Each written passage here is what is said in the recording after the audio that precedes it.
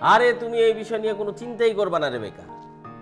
হ্যাঁ, তোমার বড় খালার মেয়ে যে নেকলেস কিনছে তার চেয়ে 4 গুণ বেশি দামে তোমার আমি নেকলেস কিনে দেবো। আরে ওটা কোনো গোল্ড হইল নাকি? আর এই কবে কিনে দেবো মানে কি? মুখ দিয়ে যখন বলছি আজকেই নিয়ে আসবো। আচ্ছা শোনো, এখন রাখতেছি, পরে কথা বলবো। আচ্ছা, যে কারণে তোমার ডাকছি, আমাদের টেন্ডার জমা দেওয়ার শেষ ডেট কবে? স্যার আগামী পরশুদিন স্যার। ও, তাহলে তো আর বেশি সময় নাই। না স্যার। আমাদের সব কাগজপত্র রেডি আছে? স্যার 2-3টা ডকুমেন্ট আসা বাকি আছে স্যার, ওইটা আজকে রাতের মধ্যে চলে আসবে, তারপর আমি রেডি করে ফেলবো। আচ্ছা, এবার কিন্তু কাশিম গ্রুপও টেন্ডার জমা দেওয়ার কথা। যদিও আমি উপরে সব কথা বলে রাখছি, কিন্তু মানুষ তো বিশ্বাস নাই। আমাদের সব কাগজপত্র একেবারে পাকা করে রাখতে হবে, বুঝছো না? জি স্যার। আচ্ছা তাহলে এখন তুমি যাও। বাসা শোনো শোনো, হয়েছে কি, তোমার ভাবি আজকে নিজ হাতে বাসায় রান্না করছে। বাহ, খুবই ভালো খবর। তো এখন সেই খাবার যদি আমি গরম গরম না খাই, বিষয়টা কি ঠিক হবে? না না, অবশ্যই এতদিন পর ভাবি ম্যাডাম রান্না করছে, আপনার তো অবশ্যই গরম গরম খাওয়া উচিত। স্যার তাহলে কি আপনি বাসায় যা খেয়ে আসবেন? না, বাসায় আসলে যেতে চাচ্ছি না।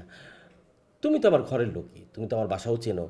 এক কাজ করো না, তুমি বাসায় চলে যাও, খাবার রেডি, গেলেই দিয়ে দেবে, নিয়ে আসো।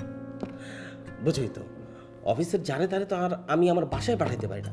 না তাও তো স্যার, তাহলে আমি স্যার যাবো স্যার। যাও, ম্যাডামকে আমি তোমার নাম বলে দিতেছি ফোনে, তুমি গেলেই দিয়ে দিবে।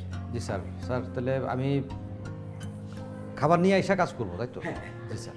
জি, আসসালামু আলাইকুম। হ্যাঁ রেবেকা, শোনো, বাদশা নামে আমার একজন কর্মী যাচ্ছে, ঠিক আছে? ওর কাছে খাবারটা দিতে। আচ্ছা। আরে আনবো আনবো, মুখ দিয়ে বলছি যখন নেকলেস পাবা।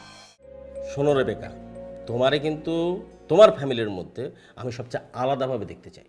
তোমার হেয়ার স্টাইল, পোশাক আশাক, গয়নাগাটি সব কিছুতে একটা আলাদা ভাব, বুঝছো না? আরে কোনো সমস্যা নাই, আমার মনে আছে মনে আছে। তুমি যে আজকে ডাবের পানি দিয়ে গোসল করবা, সেটা আমার ঠিকই মনে আছে। ভুলি নাই ভুলি নাই। একটু রাখো, পরে কথা বলি। আচ্ছা স্যার ফাইলটা সাজানো ঠিক আছে কিনা একটু দেখেন।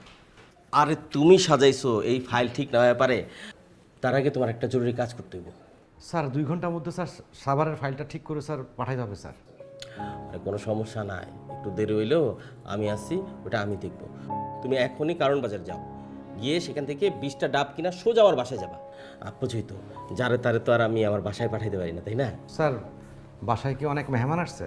আরে না, তাহলে 20টা ডাব দিয়া স্যার। তোমার ভাবি সপ্তাহে 2 দিন ডাবের পানি দিয়ে গোসল করে। তো আমি তারে বললাম যে 30টা ডাব পাঠিয়ে দিই। তুমি তো জানো তোমার ভাবি কেমন হিসেবে, সে বললো যে না, 20টা হলেই চলবে। যাও। আচ্ছা শোনো বাসা, যাচ্ছই যখন কারণ বাজার, বাসার জন্য কিছু কাঁচা বাজার করে নিয়ে এসো, ঠিক আছে? জি স্যার।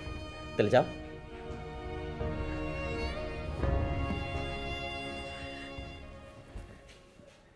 হ্যাঁ রেবেকা, এই যে তোমার ডাবের পানি তো রেডি, 1 ঘন্টার মধ্যে তোমার কাছে পৌঁছে যাবে।